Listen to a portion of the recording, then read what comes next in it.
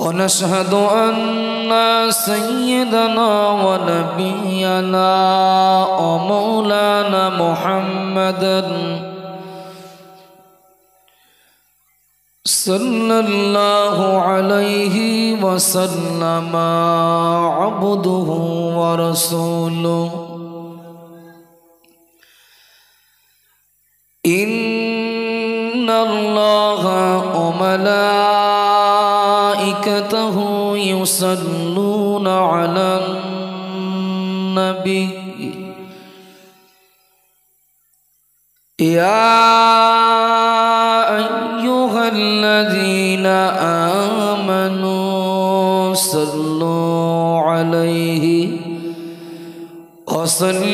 وسلموا تسليما اللهم صل على سيدنا مولانا محمد وعلى آله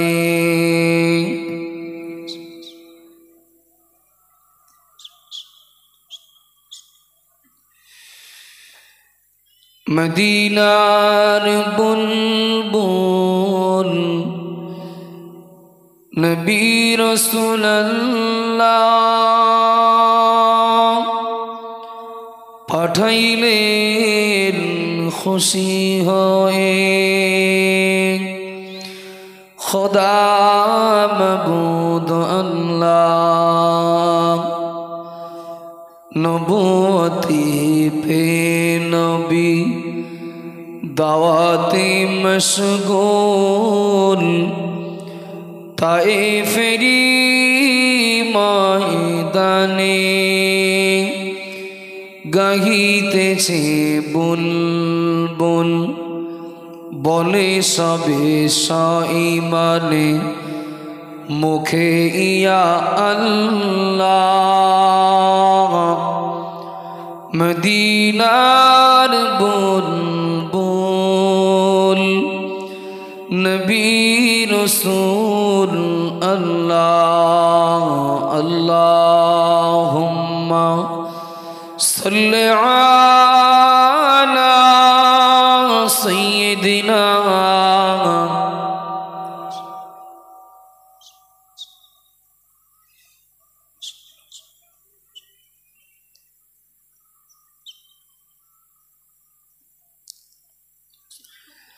अम्मा बाद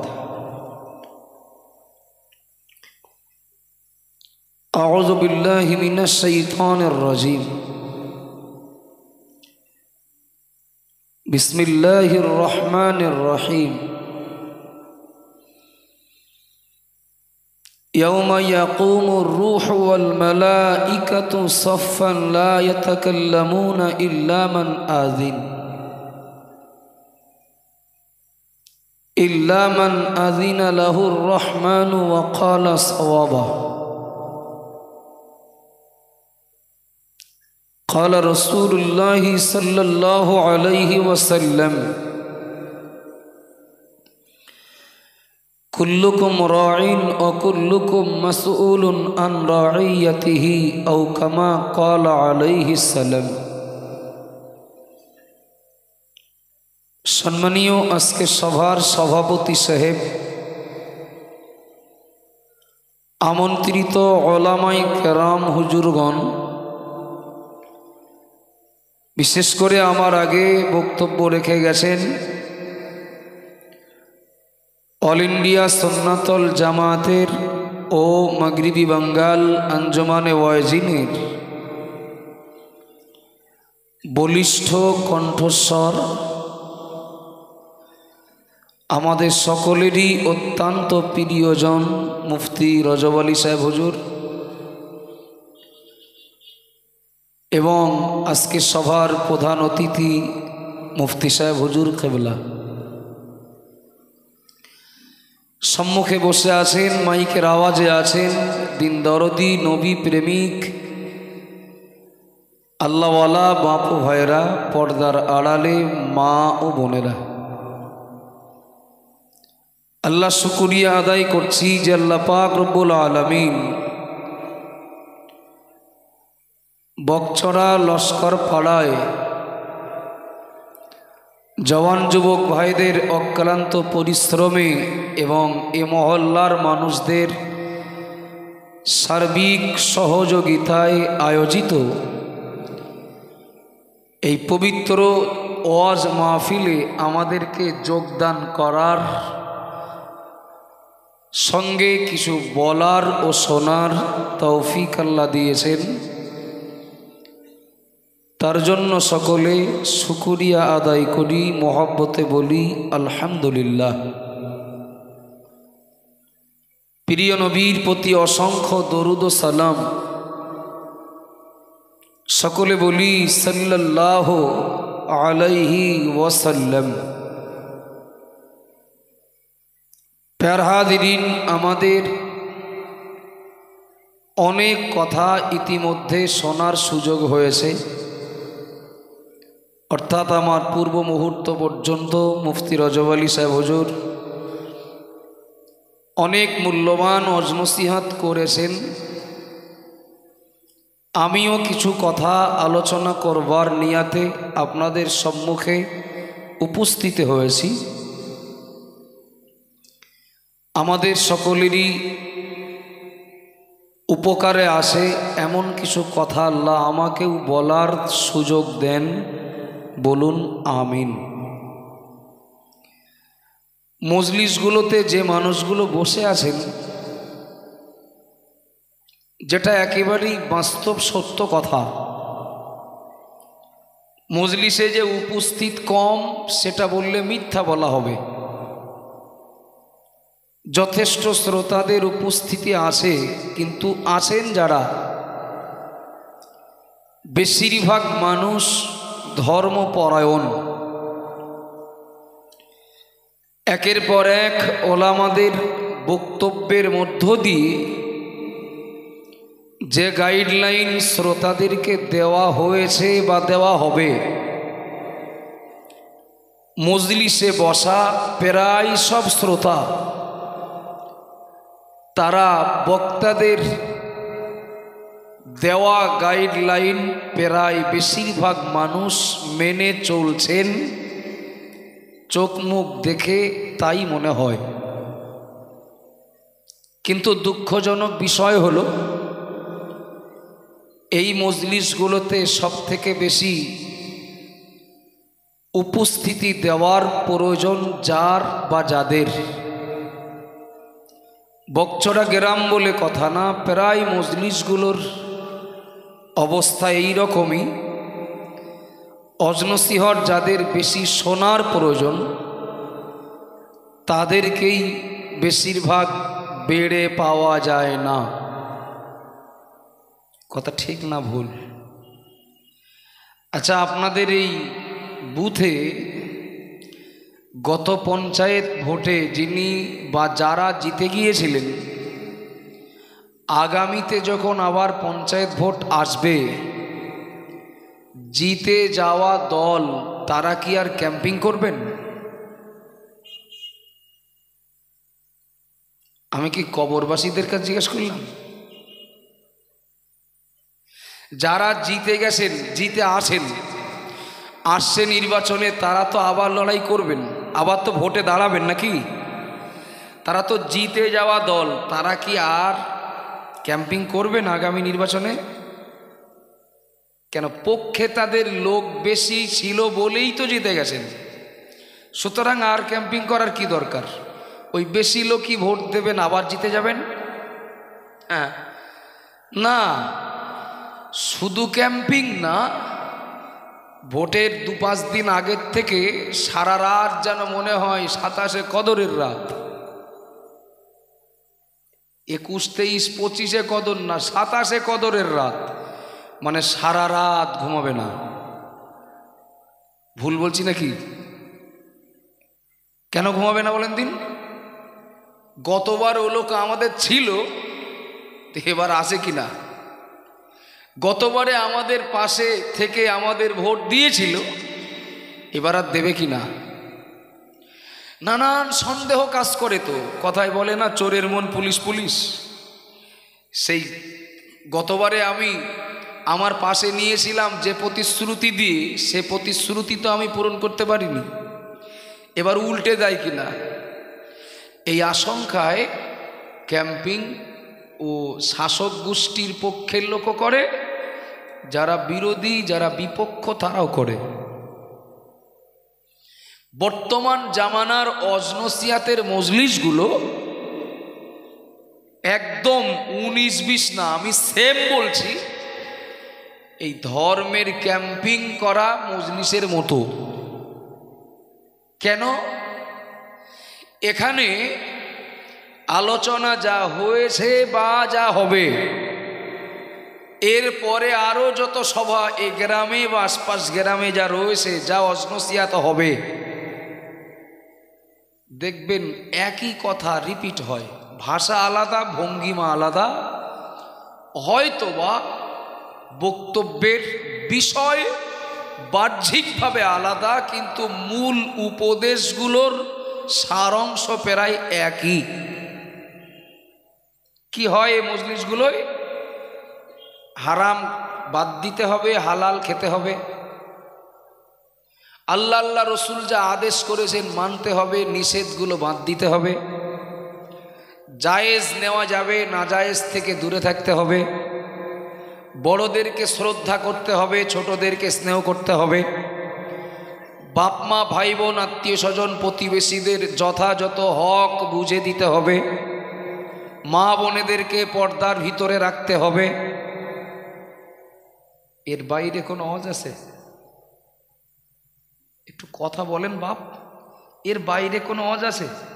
তো হুজুরের ভিজিট 2000 হোক আর 20,000 হোক, আওয়াজ কিন্তু এই, শুধু ভঙ্গিমা আলাদা, হয়তো ভাষা, সাধু ভাষা, চলিত ভাষা কি ভাষার কোয়ালিটি ভিন্ন। অজনসিয়াতের মূল কেন্দ্র কিন্তু এগুলো নিয়েই আজও যা চলছে একই। কিছুটা বলতে পারি, ক্যাম্পিং করা হচ্ছে, ক্যাম্পিং চলছে সারা বিশ্ব জুড়ে, যে মানুষ যেন আল্লাহর মনোনীত দিন ইসলাম থেকে দূরে সরে না যায়, আল্লাহ আল্লাহ রসুলের দেখানো পথ যেন ভুলে না যায়, জান্নাতের রাস্তা ছেড়ে দিয়ে জাহান্নামমুখী যেন না হয়। এই ক্যাম্পিং চলছে। এরপরে কে কোন বোতাম টেপবে তার নিজস্ব স্বাধীনতা। আব্বাজান মারা মনে কি দিন, মা বোনেরা মনে রাখুন, একটা বিষয়ের উপরে আমি আপনাদেরকে ধারণা দিই, বর্তমান সময়টা কিন্তু বিরাট অস্থির, কঠিন ফিতনার জামানা। এই জামানার জন্যই নবীর ভবিষ্যৎবাণী, ইউসবিহুর রাজুলু মুমিনান ওয়া ইউমসি কাফিরা। আল্লাহ নবী আজ থেকে কম বেশি 1500 বছর আগে যে জামানার ব্যাপারে আশঙ্কা করে বলেছিলেন, আমার সাহাবারা মনে রাখো, আমার উম্মাতিরা মনে রাখো, এমন একটা কঠিন ফিতনার সময় চলে আসবে। আমি মুহাম্মাদুর রাসূলুল্লাহ বলছি, ইউসবিহুর রাজুলু মুমিনান ওয়া ইউমসি কাফিরা। ওই জামানায় মানুষ সকালবেলা ইমানদার থাকবে আর সন্ধ্যাবেলা কাফের হয়ে যাবে। ওয়া ইউমসি মুমিনান ওয়া ইউসবিহু কাফিরা আও কামা ক্বালা আলাইহিস সালাম। আল্লাহর নবী বললেন, ওই জামানার মানুষ আবার সন্ধ্যাবেলা ঈমান আনবে, সকালবেলা কাফের হয়ে যাবে। যে সময়ের কথা নবী বলেছিলেন না, আমরা সেই সময়কার মানুষ। তার মানে এ সময়টাতে একটা কদম তুলতে গেলে, একটা কথা বলতে গেলে, কারোর সাথে মিশতে গেলে, কোনো কিছু নিতে গেলে, কাউকে কিছু দিতে গেলে অনেক ভাবতে হবে। আমার কথা বুঝতে কি অসুবিধা হচ্ছে বাবা? অনেকটা ভাবতে হবে। কিছু মনে নেন না, দুনিয়াতে দুনিয়াতে আমরা আসার আগেই আমাদের আয়ু কিন্তু নির্দিষ্ট, বরাদ্দ। ধনী গরিব যাই হই, আমির ফকির যে লেভেলেরই মানুষ হই, দুনিয়াতে থাকবো কত বছর, কত মাস, কত দিন, কত ঘন্টা, দুনিয়াতে আসার আগে থেকেই কিন্তু বাজেট হয়ে আছে। কথা বলেন ঠিক না ভুল বাবা? ও রাজপ্রাসাদে বাস করলেও বাজেট অতিক্রম করবে না, ও ফুটপথে বসবাস করলেও বাজেট কিন্তু অতিক্রম করবে না, বাজেটের ভিতরেই। অর্থাৎ আমাদের মেয়াদ যেটা বরাদ্দ, সুখে কাটুক জীবন আর দুঃখে কাটুক, সেই পর্যন্তই আমাদের গন্তব্য। মালিক গন্তব্য স্থির করেছেন যে পর্যন্ত। আব্বাজান বারা মনে কি দিন, মা বোনেরা মনে রাখুন। এরপরেও দুনিয়ায় দেখি আল্লাহ পাক আমার একটা পুত্র সন্তান দিয়েছেন, আমার একটা ছেলে সন্তান দিয়েছেন। ওই ছেলেটার বিবাহ হবে, ছেলেটা বিবাহের উপযুক্ত হয়েছে, ছেলেটা বালেগ হয়েছে, ছেলেটা প্রাপ্তবয়স্ক হয়েছে। ওই ছেলেটার বিবাহ দেওয়া হবে কার সঙ্গে? সে যখন ছেলে, বিবাহ তো দিতে হবে কোনো মেয়ের সঙ্গে। কথা বলেন ঠিক না ভুল বাবা? ছেলে বিয়ে দেওয়ার জন্য ছেলে খুঁজে বেড়ায় না, ছেলে বিবাহ দেওয়ার জন্য হিজড়ে খুঁজে বেড়ায় না। ছেলে বিবাহ দেব, দরকার একটা মেয়ে। এবার বলবেন নাকি যে কোনো মেয়ে হলেই পছন্দ হবে নাকি? দরকার মেয়ে, দরকার মেয়ে, কিন্তু আবার যে কোনো মেয়ে হলে হবে না। ও বাবাজিরা, ভাইরা মনে রাখুন। আত্মীয় স্বজনকে বলে রেখেছি, প্রতিবেশীকে বলে রেখেছি, ইমামকে বলে রেখেছি, মৌলানাকে বলে রেখেছি, ঘটক মশাইকে বলে রেখেছি, আমার ছেলেটা এইরকম তার চেহারা, এইরকম তার যোগ্যতা, এর সমতুল্য, এর সাথে সমতা বজায় থাকে, সামঞ্জস্যতা ঠিক থাকে, এমন একটা মেয়ে দেখে দিও। ছেলেটার বয়স 25, আমি ধরেই নিলাম আল্লাহ ওকে বাঁচিয়ে রাখবেন 60 বছর, অর্থাৎ 35 বছর যাকে নিয়ে ঘর করবে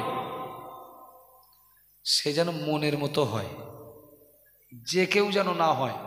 মেয়ে একটা দেখে আসলাম, সব ভালো, কিন্তু বাপ না মদ খায়। বকচরার লোক মদ জীবনে নাম শোনেনি, আজ প্রথম বললাম তাই শুনলেন। মেয়ে ভালো, দেখতে ভালো, পড়াশোনা ভালো, যোগ্যতা ভালো, কিন্তু ওর বাপ না মদ খায়। আচ্ছা, ছেলে পরিবার যদি একটু রুচিসম্মত হয়, ওই বাড়ি কুটুম করবে বলে মনে হচ্ছে? একটু কথা বলেন। বাপ করবে না কেন? মেয়ে এমনি যত ভালো হোক, বাপ যখন মাতাল, আজ না হোক কাল ও প্রভাব এর ওপরে পড়লেও পড়তে পারে। সুতরাং যে মেয়েটা আমার ছেলের স্ত্রী হবে, যে মেয়েটা আমার বৌমা হবে, যে মেয়েটা কদিন পরে আমার পোতাপুতনির মা হবে, সেই মেয়েটা যদি হয় মাতালের ঘরের, এটা অনেকটা রিস্কের হবে। আচ্ছা, মাতালের ঘরের মেয়ে হলেও সংসারের আপনার আয়ু বা সংসারের মেয়াদ 35 বছর, আমি উদাহরণস্বরূপ বলছি।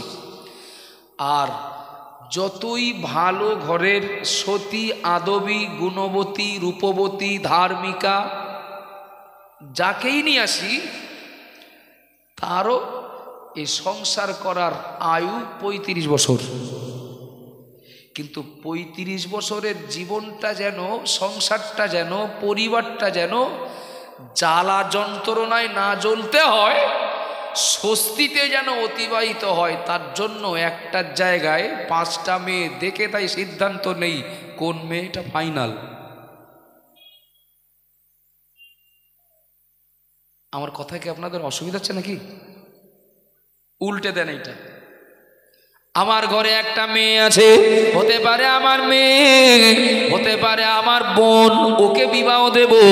আল্লাহ চেহারাও সুন্দরী করেছেন, সুন্দর চেহারা দিয়েছেন, ওর যোগ্যতাও ভালো। ও বাবা জিরা মায়না মনে রাখুন, কত ছেলে সরাসরি বন্ধু দিয়ে বোনাই দিয়ে ভায়া হয়ে যোগাযোগ করে, অমুকের মেয়েটা দেয় কি দেখো, অমুকের বোনটা দেয় কি দেখো। ও বাবা জিরা মায়না মনে রাখুন, মেয়েটার বিবাহ দেব একটা ছেলের সঙ্গে, কিন্তু সেই ছেলে আবার যে কেউ হলে হবে না। অমুকের ছেলে চলবে না, ও দেখতে ভালো, যোগ্যতা নেই। অমুকের ছেলে যোগ্যতা আছে, দেখতে ভালো না। অমুক পরিবারটা অনেক ভারী, আমার মেয়ে ও সংসার টানতে পারবে না। অমুক পরিবার আব্বা নেই, গার্জিয়ান হারা পরিবারে যদি আমার মেয়েটাকে বিবাহ দেই, তাহলে সমস্যা হওয়ার সম্ভাবনা বেশি। আগ পিস, ডাইনে বাই, ওপর নিচে।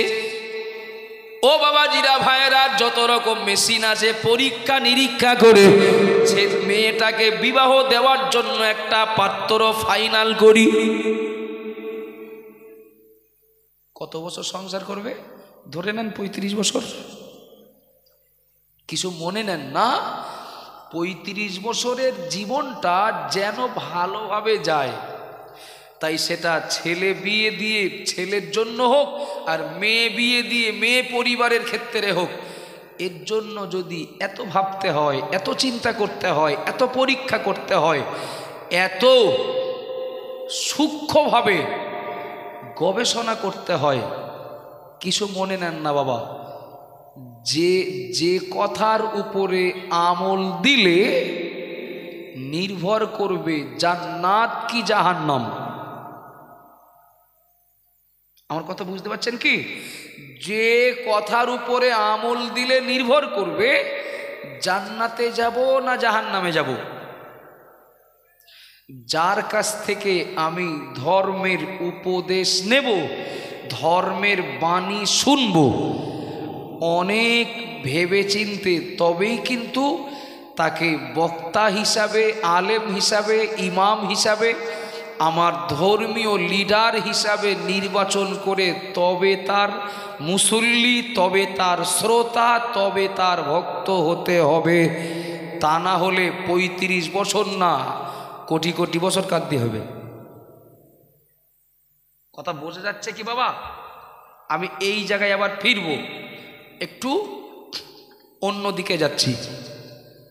আব্বাজান বারা মনে কি দিন, মা বোনেরা মনে রাখুন, প্রিয় নবী মহান আল্লাহ পাক রব্বুল আলামিন কোরআন শরীফের ভিতরে আল্লাহ পরিষ্কার জানিয়ে দিলেন, ইয়াউমা ইয়াকুমুর রূহু ওয়াল মালাইকাতু সাফফান লা ইয়াতাকাল্লামুনা ইল্লা মান আযিন। ও বাবা জিরা মায়েরা মনে রাখুন, মহান আল্লাহ কোরআন শরীফের ভিতরে জানিয়ে দিলেন, আমার বান্দা বান্দিরা মনে রাখো, কাল কিয়ামতের দিন, দিনটা এত কঠিন হবে, দিনটা এত ভয়াবহ হবে, দিনটা এত বিপজ্জনক হবে, দিনটা হাসরবাসীদের জন্য এতটা কষ্টের হবে। ও আমার ঈমানওয়ালা বান্দা বান্দি মনে রাখো, ওই দিনে সকল জিন, সকল ফেরেশতা তারা আসামির মতো জবান বন্ধ করে মালিকের সামনে দাঁড়িয়ে যাবে। সকল জিন, সকল ফেরেশতা, সকল রূহগুলো আল্লাহর সামনে জবান বন্ধ করে দাঁড়িয়ে যাবে। কেউ কথা বলারও পারমিশন পাবে না, কেউ কথা বলারও সাহস পাবে না।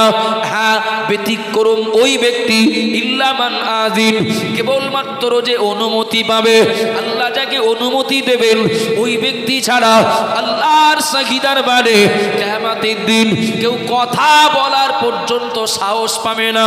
কথা বলার পর্যন্ত সে আপনার কথা বলার পর্যন্ত সৎ সাহস দেখাতে পারবে না। ও বাবাজিরা ভাইরা মনে রাখুন, আমার এই বক্তব্যগুলো, আমার এই কথাগুলো শুধু বকচর ভক্তরা, গ্রামের মানুষ শুনছেন না, অল ইন্ডিয়া সুন্নাতুল জামাতের শাখা সংগঠন ইউটিউবার্স ইউনিটির কয়েকটা গুরুত্বপূর্ণ মিডিয়ায় লাইভ চলছে। এ কথা অনেক দূরের মানুষ, কেউ বা ঘরে শুয়ে, কেউ বারান্দায় বসে, আবার কেউ বা এখনো যারা ঘরের সঙ্গে সম্পর্ক করেনি, বাড়ি প্রবেশ করেনি, কেউ দোকানে বসে, কেউ ঝাড়নে বসে আমার বক্তব্য শুনছেন। একটু খেয়াল করতে হবে, সবাইকে ভাবার জন্য অনুরোধ করছি। কঠিন কিয়ামতের দিন, যে দিনে সমস্ত রূহগুলো, সমস্ত জিন, সমস্ত ফেরেশতা মণ্ডলী সবাই জবান বন্ধ করে আল্লাহর সামনে দাঁড়িয়ে যাবে। ভাবতে হয় বাবা, চিন্তা তো চেপেই যায় মাথায়। আমরা মানুষ, ভুলে ভরা আমাদের জীবন। ও বাবা জিরা ভাইরা, মনে কেদিন দৈনন্দিন আমরা অসংখ্য আল্লাহর হুকুম অমান্য করি। এক আদেশ পালনে আমাদের ঘাটতি, আর এক নিষেধ বর্জনে আমাদের ত্রুটি। এক আদেশ পালন করতে মানি না, অপরদিকে নিষেধ বর্জন করতে মানি না। তার মানে আমরা মানুষ যারা, বলা যেতে পারে আমরা তো দুমুখ আসামি। কথা ঠিক না ভুল? আমরা দুমুখ আসামি। আদেশ পালন করতে এখানেও ঘাটতি, নিষেধ বাদ দেওয়ার ব্যাপারেও এখানেও আমাদের যথেষ্ট উদাসীনতা, অলসতা।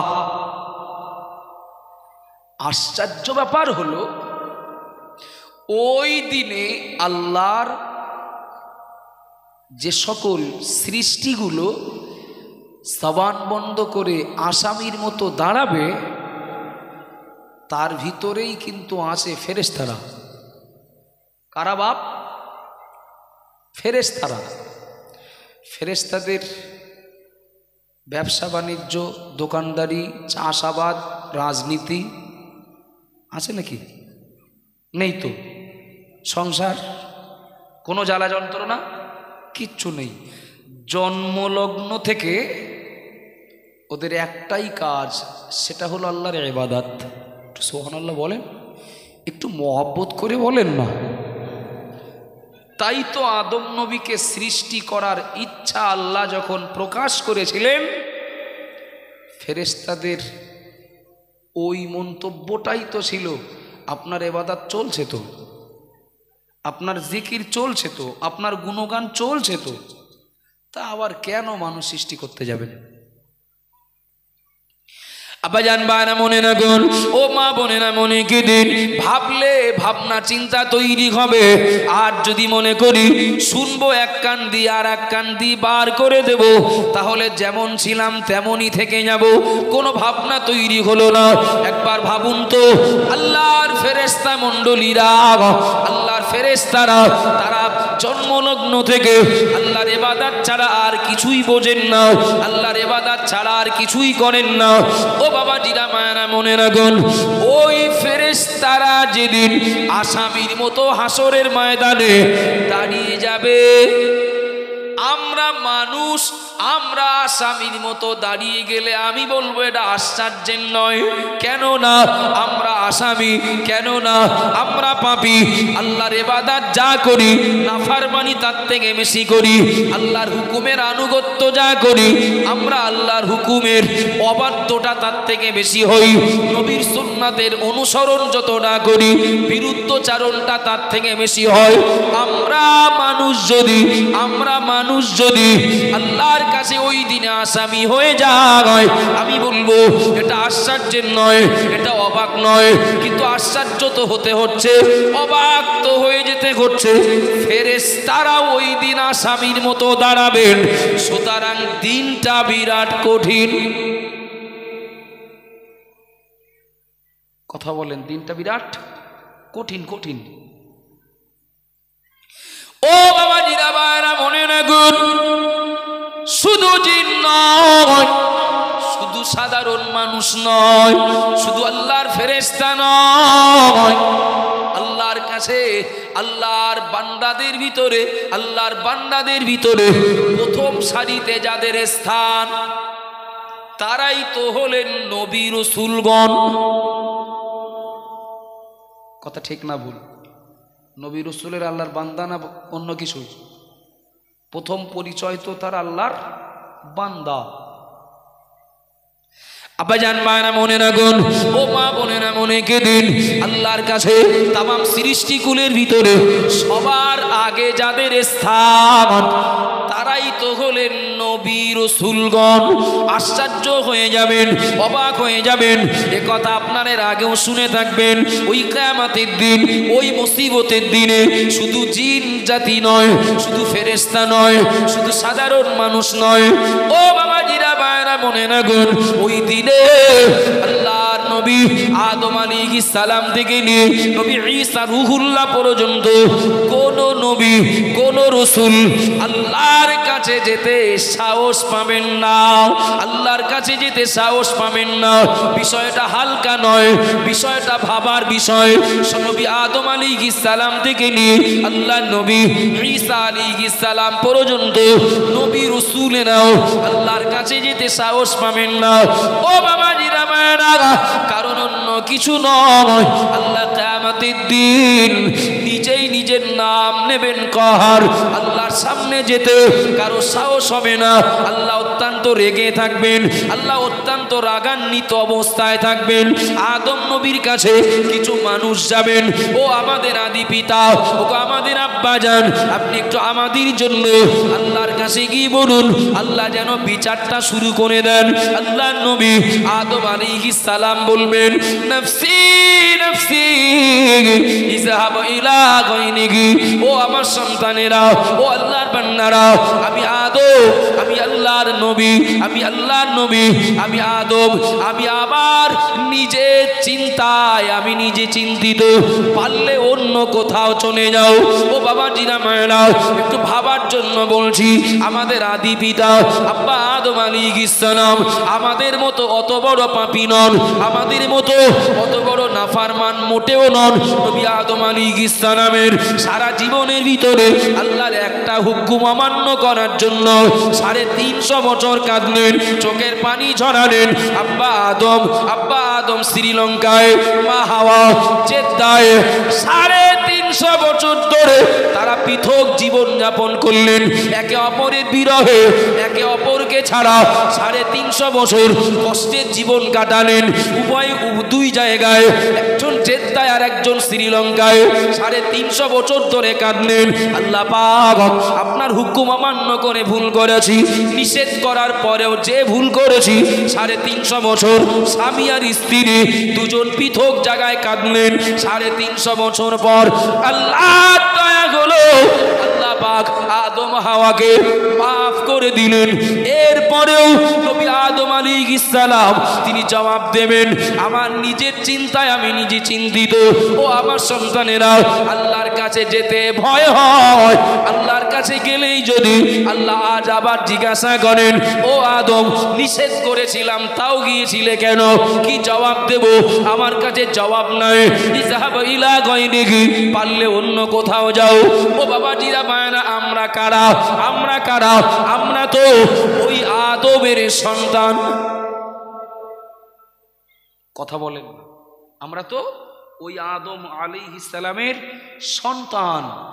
আল্লাহর একটা হুকুম অমান্য করে 350 বছর কান্নার পরে মাপ পেয়েও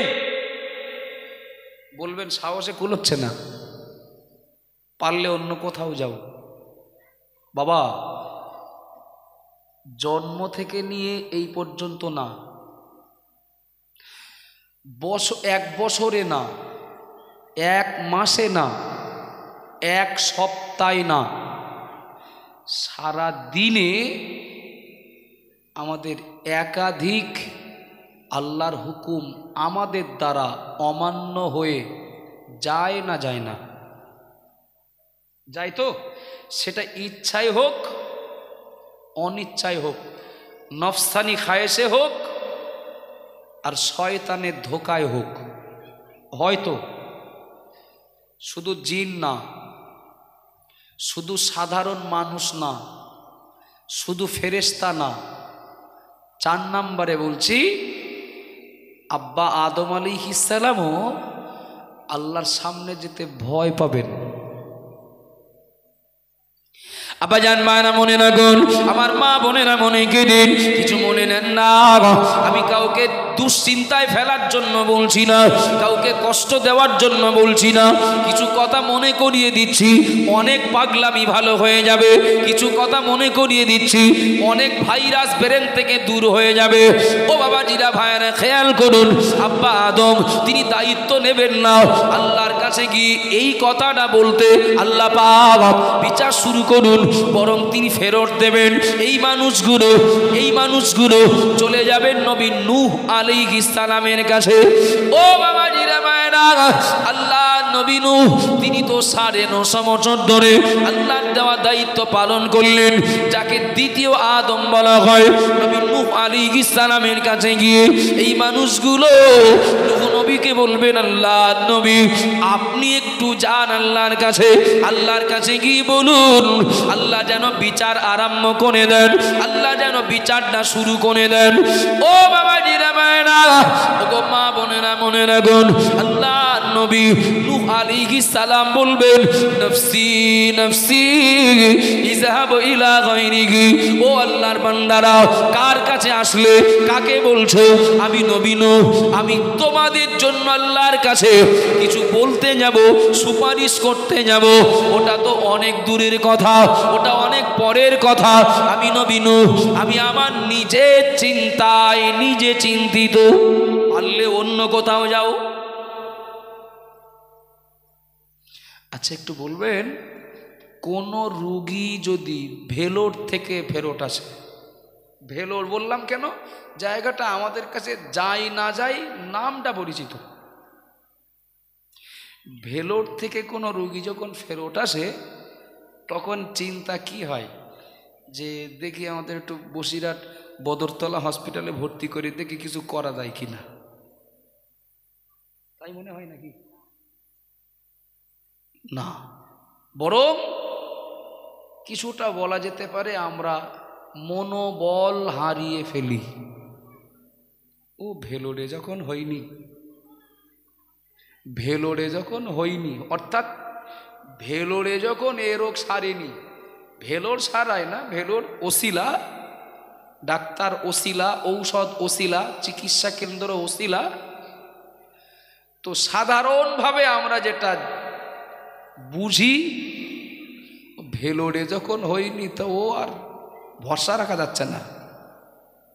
মানে আর কোনো লোকাল ডাক্তারের কাছে গেলে ও রোগী যে রোগ থেকে মুক্তি পাবে বা সুস্থ হবে ভরসা থাকে না। রোগীর পরিবার, রোগীর আত্মীয় স্বজন, রোগীর প্রতিবেশী, তারা না সব মানসিক দিক থেকে দুর্বল হয়ে যায়।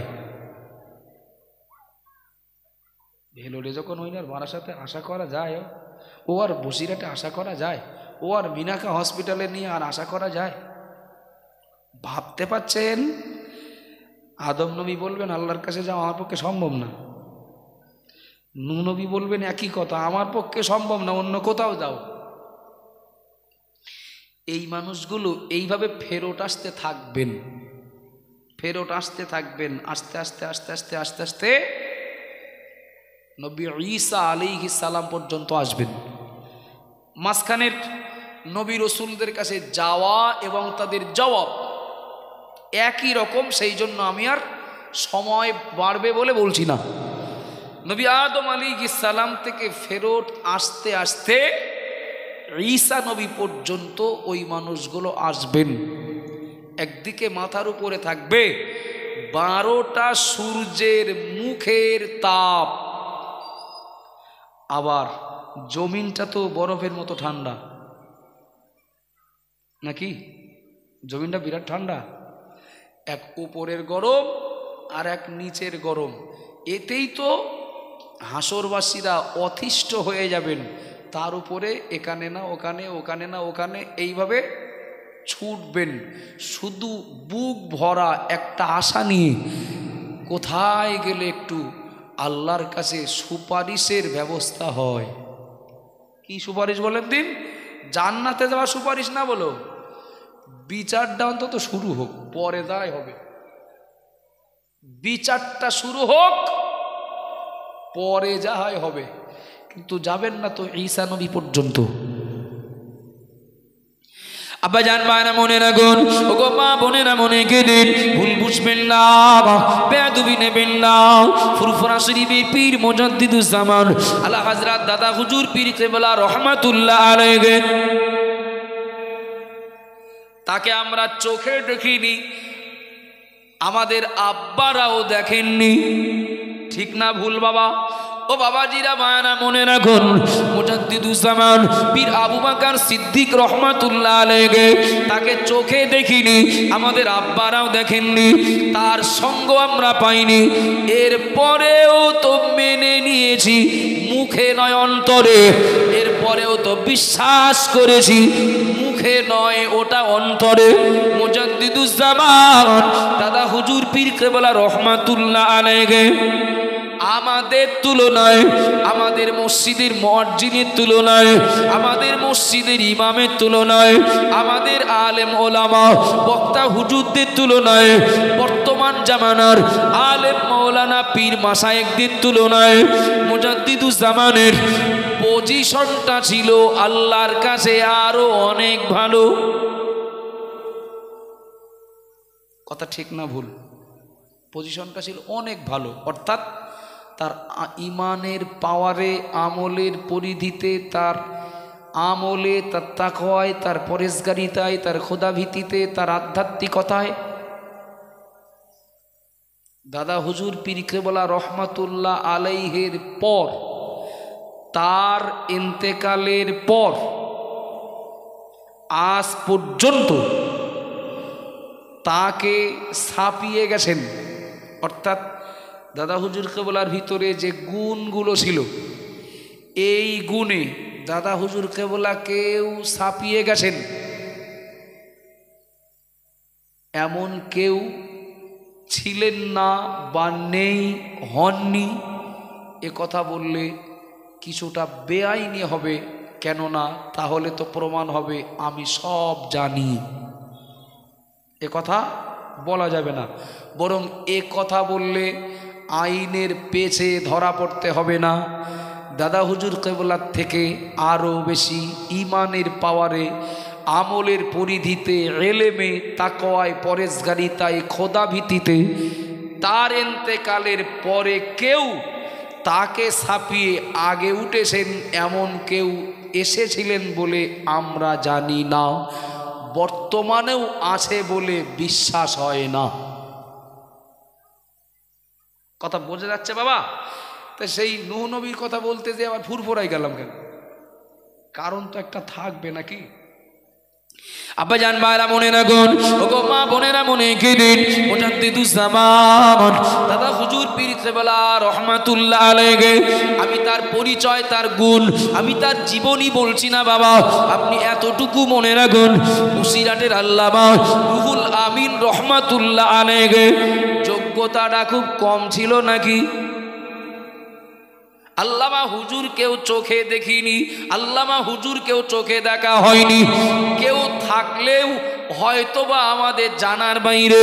কেননা 1352 সালে 16ই কার্তিক শুক্রবার আল্লামা হুজুরের ইন্তেকাল হয়েছে। ও বাবাজিরা ভাইরা মনে রাখুন, আল্লামা হুজুরকে দেখা মানুষ কেউ নেই বলবো না, যদিও থাকেন হয়তোবা আমাদের ধরা ছোঁয়ার বাইরে, কিংবা শতকরা একজনও পেতে গেলেও অনেক কষ্ট করে খুঁজতে হবে।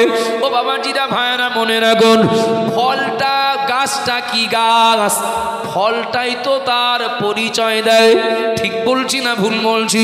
আল্লামা হুজুরের জামানার মানুষ হতে হবে না, আল্লামা হুজুরকে চিনতে হবে না, আল্লামা হুজুরকে দেখতে হবে না, আল্লামা হুজুরের সঙ্গ নিতে হবে না, তার পরিবারের জন্ম নিতে হবে না, আল্লামা হুজুরকে চিনিয়ে দেবে তার রেখে যাওয়া, রক্ত পানি করে লিখে যাওয়া কেতাবগুলো। ওই ফল বলে দেবে গাছটা কি গাছ ছিল।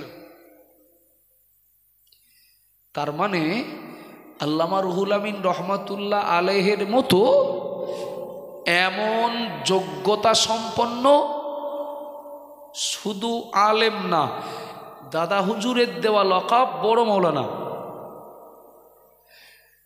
আলিয়া মাদ্রাসাতে প্রত্যেকটা সাবজেক্টে তিনি যা নাম্বার পেয়েছিলেন আজও পর্যন্ত সেই রেকর্ড কেউ খণ্ডন করতে পারেনি। একটু জোরে হয় না সুবহানাল্লাহ? আল্লামা রুহুল আমিন রহমাতুল্লাহ আলাইহি, তাকে আমি আব্দুল মুহিত চোখে দেখিনি, তবে যেটা বলছি এটা সত্য। যে কিতাব একবার দেখতেন মুখস্থ হয়ে যেত। আরেকটু জোরে হবে না? যে কিতাব একবার পড়তেন, কথাটা আমার 16 আনা মনে নেই, তবে মনে করেন 8 আনা মনে আছে। আর এমন কথা যেটা 19-20 হলে পাপ হবে না, আর পাপ হবে জানলে আমি বলবো না। উনি হজ করতে যে মদিনার কোন একটা লাইব্রেরিতে, আগেই বলেছে কিন্তু কথাটা 16 আনা আমার মনে নেই, তবে 8 আনা আছে। মদিনা না ওটা মক্কা ধরে নেন, এইরকম হতে পারে। কথা যেটা বলছে এটা সঠিক। একটা লাইব্রেরিতে ঢুকলেন, ঢুকে কেতাবগুলো দেখছিলেন, এক এক করে কেতাবগুলো দেখতে দেখতে দেখতে দেখতে। আচ্ছা, আল্লামা হুজুর আরবি পড়তে পারতেন বলে মনে হয়? উর্দু, ফার্সি, বাংলায় লিখলেন কেন কেতাব? বাংলায় লিখলেন কেন?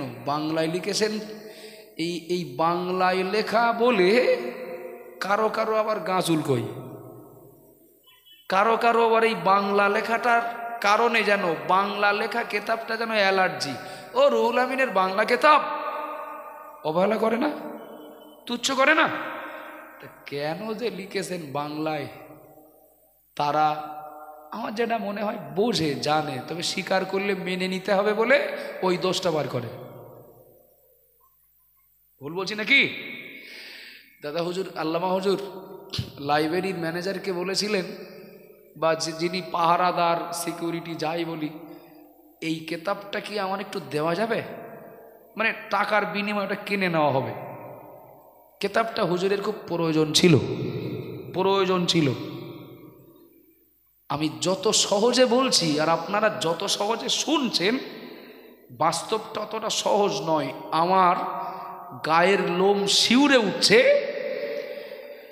লাইব্রেরির কর্মকর্তা বললেন, এটা লাইব্রেরি, আপনি যত সময় পারেন পড়েন, কিন্তু কেতাব দেওয়া যাবে না।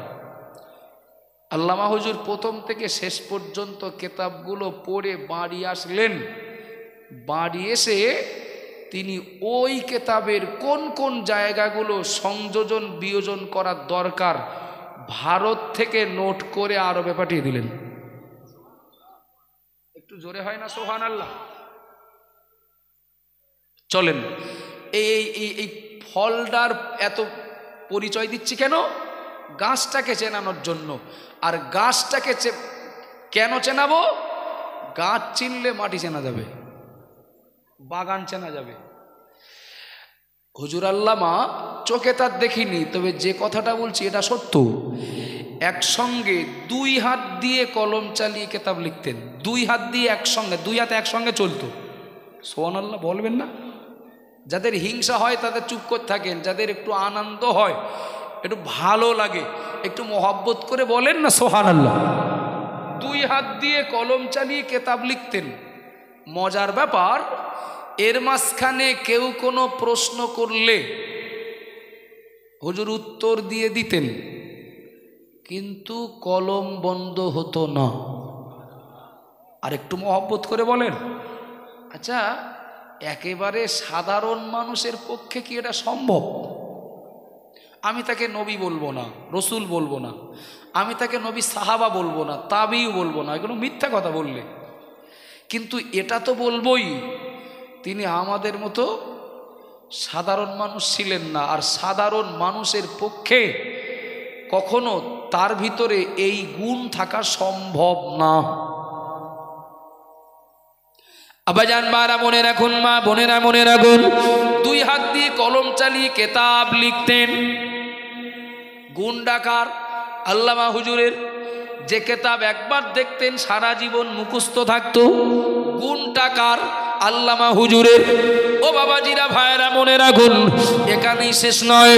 আল্লামা রুহুল আমিন রহমাতুল্লাহ আলাইহির কেতাবের দোকান দেওয়া হতো ফুরফুরার 21, 22, 23 ফাল্গুন বাৎসরিক ঈসানে সওয়াবে 1333 সালে 23 ফাল্গুন ঈসালে সওয়াবের দিন সকালবেলা কিছু ভক্ত দাদা হুজুর কেবলার কাছে চলে গেলেন। হুজুর তখন হায়াতে আছেন, তবে দুর্বল হয়ে গেছেন, জয়ীফ হয়ে গেছেন। দাদা পীরের কাছে যে বললেন, হুজুর আজ 23 ফাল্গুন ঈসালে সওয়াবের শেষ দিন, অন্য দিনের তুলনায় আজ মেহমানের চাপটা আরো বেশি হবে। ও বাবা জিরা মায়েরা, আল্লামা রুহুল আমিন রহমাতুল্লাহ আলাইহির কেতাবের দোকান ওই ঈসালে সওয়াবে ছিল, আরো অন্যান্য অনেক দোকান ছিল। বাবা কয়েকজন মুরিদ গিয়ে দাদা হুজুরকে বললেন, ও আমাদের পীর মোর্শেদ, আপনার কাছে আমরা একটা আবেদন নিয়ে এসেছি, একটা প্রস্তাব নিয়ে এসেছি। রাস্তার দুই ধারে যে দোকানগুলো আছে, কিছু কিছু দোকান রাস্তার উপরে উঠে গেছে। ওগো আমাদের পীর, যদি দোকানগুলো একটু ছোট করে দেওয়া হয়, মেহমানদের আসা যাওয়া করতে সুবিধা হবে। মেহমানদের আসা যাওয়া করতে সুবিধা হবে। দাদা হুজুর কেবলা শুনেই বললেন, বাবা চলো আমিও যাচ্ছি। সুবহানাল্লাহ বলবেন না? একটু মহব্বত করে বলে আমিও যাচ্ছি। কি করতে যাবেন? দোকান ছোট করতে। বলে দিতে পারতেন না, যাও তোমরা যাও, যে যা দোকান ছোট না করে সব মেরে চামড়া গুটিয়ে দেবা, বলতে পারতেন। সব দোকান ফেলে দিও, মালপত্র সব ফেলে দিও, যারা কথা শুনবে না। দাদা হুজুর কেবলা বললেন, আমি যাচ্ছি, তোমরাও চলো। ভক্তরা বলেছেন, হুজুর আপনি বয়স্ক মানুষ, প্রবীণ মানুষ, আপনার যেতে হবে না, আমি যাচ্ছি। দাদা হুজুর কেবলা তার কথার ভিতর দিয়ে বোঝালেন, দোকানদারেরাও আমার মেহমান, পথচারীরা মেহমান, সব শ্রোতা বক্তা ঈসালে সওয়াবে আগত সবাই আমার মেহমান। কারোর সাথে যেন বেয়াদবি না হয়, এই জন্য আমি যাব। সুবহানাল্লাহ বলবেন না? আপনাদের অসুবিধা হচ্ছে নাকি? দাদা হুজুর কেবলা, দাদা হুজুর পীর কেবলা রহমাতুল্লাহ আলাইহি আগে, ভক্তরা পিছনে। তিনি চাইলে নির্দেশ দিয়ে বলতে পারতেন, ছোট করো, দোকান সরিয়ে নাও, এখান থেকে তুলে ওই জায়গায় নিয়ে যাও। দাদা হুজুরের মুখে কথা বললে বলার পাওয়ার ছিল না? ছিল না? ছিল তো। দাদা হুজুর কেবলা প্রত্যেকটা দোকানের সামনে যে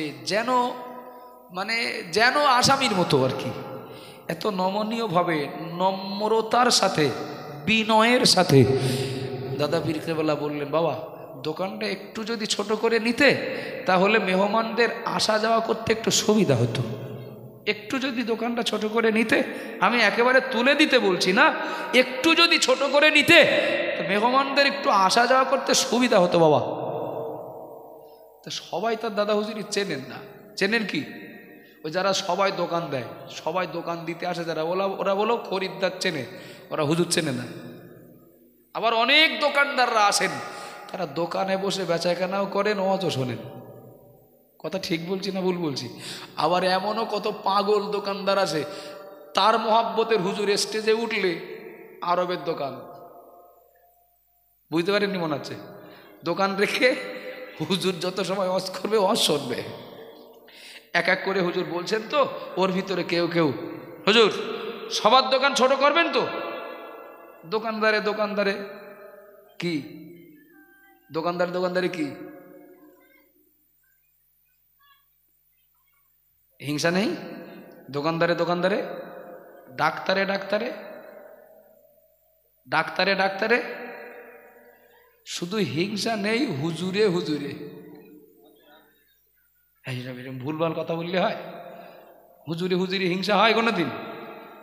কারণ তারা আলেম মানুষ, জ্ঞানী মানুষ, তারা তো জানে, তারাই তো বলে যে আগুন যেরকম কাঠ পুড়িয়ে দেয়, হিংসাও এরকম আমল পুড়িয়ে দেয়, তো তাদের ভিতরে হিংসা কোনোদিন থাকে?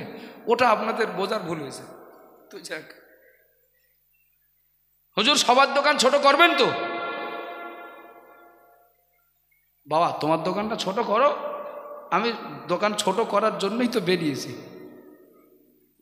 আব্বা জান বারা মনে রাখুন, ওগো মা বোনেরা মনে কেদিন মুজাদ্দিদুজ্জামান আগিয়ে যাচ্ছিলেন, যেতে যেতে যেতে যেতে হঠাৎ সামনে পড়ল, পিছনের দোকান কিন্তু সব ছোট করা হয়ে গেছে, সামনে পড়ল একটা কেতাবের দোকান, একটা কেতাবের দোকান।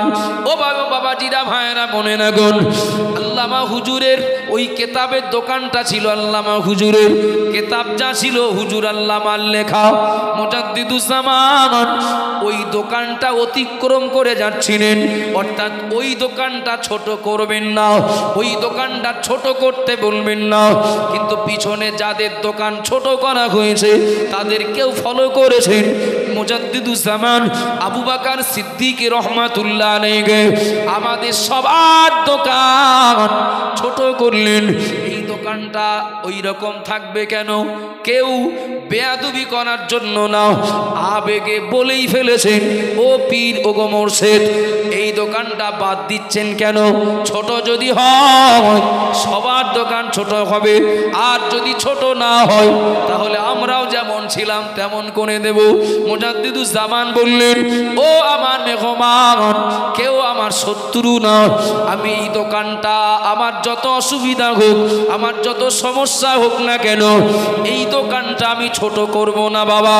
কেন না? এই দোকানটা কার জানো? আর যে কেতাবগুলো বিক্রি হচ্ছে এই কেতাবগুলো কার জানো? তোমরা হয়তো জানো না, তবে আমি জানি। শুনে রাখো, কেতাবটা আল্লামা রুহুল আমিনের কেতাবের দোকান, আর এই দোকানে আল্লামা রুহুল আমিনের কেতাব বিক্রি হচ্ছে। ও আমার মেহমানেরা, আল্লামা রুহুল আমিনের কেতাবের দোকান ছোট করতে বললে বেয়াদবি করা হবে। কেন না? আল্লামা রুহুল আমিনের লেখা কেতাবগুলো আল্লাহর ফেরেশতারা সম্মান করে। আর একটু জোরে বলবেন না? যার লেখা কেতাব ফেরেশতারা সম্মান দেন, যার লেখা কেতাব ফেরেশতারা সম্মান দেন, তার যিনি পীর, তার যিনি গুরু, তার যিনি ওস্তাদ, তার যিনি মুর্শিদ, তার যোগ্যতা, তার আমল, তার পজিশন, তার গুণ কতটা বা কেমন হতে পারে আর কি বুঝতে বাকি থাকে? আমি দাদা হুজুরের জীবনী বলিনি, কিন্তু আমি আল্লামা হুজুরের জীবনের ছিটে ফোটা কটা কথা বলে বোঝাতে চেয়েছি, ছাত্র যদি এই হন ওস্তাদ কি বোঝা যাচ্ছে বাপ? ছাত্র যদি এই হন তো তিনি যাকে তাকে হুজুর বলবেন, তিনি যাকে তাকে পীর বলে মেনে নেবেন, তিনি যাকে তাকে তার অভিভাবক বলে মানবেন। ও বাবাজিরা ভাইরা মনে রাখুন, যে কথাটা বলার জন্য আল্লামা হুজুরের জীবনেরই কয়েকটা কথা বলেছি, ওই মুজাদ্দিদুজ্জামান দৈনন্দিন 5 বার 5 ওয়াক্ত নামাজে, শুধু 5 ওয়াক্ত নামাজই নয়, আরো অন্যান্য সময়ে প্রায় প্রায় আল্লাহর কাছে দোয়া করতেন। দোয়ার ভিতরে একটা কথা প্রত্যেক দোয়ায় বলতেন, লা তাকনাতু মির রাহমাতিল্লাহ। ও রব্বুল আলামিন, আল্লাহ পাক আপনার কোরআনের ভিতরে যদি এই অংশটা না থাকতো, আপনার এই সান্ত্বনা বাণীটা যদি না থাকতো, আমি আপনার নিকৃষ্ট বান্দা আবু বকর আহকারুল ইবাদ, ওটা নিকৃষ্ট কিন্তু আমরা বলিনি, ওটা দাদা হুজুর পীর কেবলা রহমাতুল্লাহ আলাইহির নিজের দেওয়া লকাব আহকারুল ইবাদ। ও বাবাজিরা ভাইরা মনে রাখুন, যার পাত্রে যত বেশি মাল থাকে সে পাত্র তো বাজে তত কম। ঠিক বলছি না ভুল বলছি? ভর্তি জিনিস বাজে কম, খালি ঢোল দুমদাম করে বাজে। ঠিক না ভুল বাবা? মুজাদ্দিদুজ্জামান পীর আবু বকর সিদ্দিক বললেন, আল্লাহ আমি আপনার নগণ্য বান্দা আহকারুল ইবাদ আবু বকর, দুনিয়ার জমিনে আমার পক্ষে সাধারণভাবে স্বাভাবিকভাবে জীবন যাপন করা কষ্টকর হয়ে যেত। আল্লাহ পাক আপনি যদি কোরআনে এই সান্ত্বনাটা না দিতেন, আপনি আপনার কোরআনে বলেছেন লা তাকনাতু মির রাহমাতিল্লাহ, ওগো বান্দা ও বান্দি খবরদার খবরদার, গুনাহ করেছো, পাপ করেছো, অপরাধ করেছো, এর কারণে যেন আমার রহমত থেকে নিরাশ হয়ে যেও না। ওগো বান্দা ও বান্দি, তোমাদের পাপের তুলনায় আমার দয়ার পরিমাণ অনেক বেশি। একটু জোরে বলেন না। দাদা হুজুর কেবলা বলতেন, দাদা হুজুর কেবলা বলতেন, আল্লাহ আপনার কাছে হাজিরা দেব, আপনার কাছে হাজিরা দেব, আপনার সামনে দাঁড়াবো, আপনার প্রশ্নের জবাব দেব। আল্লাহ ওই যোগ্যতা আবু বকরের নেই, কেননা আদম নবী ভয় পাবেন, কেননা নূহ নবীও ভয় পাবেন, কেননা ইব্রাহিম নবীও ভয় পাবেন, কেননা নবী ঈসা আলাইহিস সালাম পর্যন্ত নবী রাসূলেরা ভয় পাবেন। আমি তো কোথা, আমি তো কে আবু বকর, আমি তো কে রুহুল আমিন, আমি তো কে XYZ অন্য কেউ। এ কথা মনে হওয়া স্বাভাবিক যে যেদিনে নবী রাসূলেরা আল্লাহর কাছে যেতে ভয় পাবেন, ওই দিনে আমি আবু বকর আমার যোগ্যতা নিয়ে আপনার সামনে গিয়ে আল্লাহ আপনার জিজ্ঞাসার জবাব দিয়ে আমি নির্দোষী প্রমাণ দিয়ে নাজাতের হকদার হয়ে যাব। আল্লাহ ওই যোগ্যতা আমার নেই, আল্লাহ আমার ওই পারকতা নেই, ওই আমল ইবাদত আমার নেই। আল্লাহ আমি আবু বকর আপনার বান্দা, দুনিয়ার জমিনে আমি স্বাভাবিকভাবে জীবন যাপন যেটা করি সেটা হলো আপনার রহমতের আশায়। একটু জোরে বলেন না, একটু মহাব্বতে বলুন সুবহানাল্লাহ।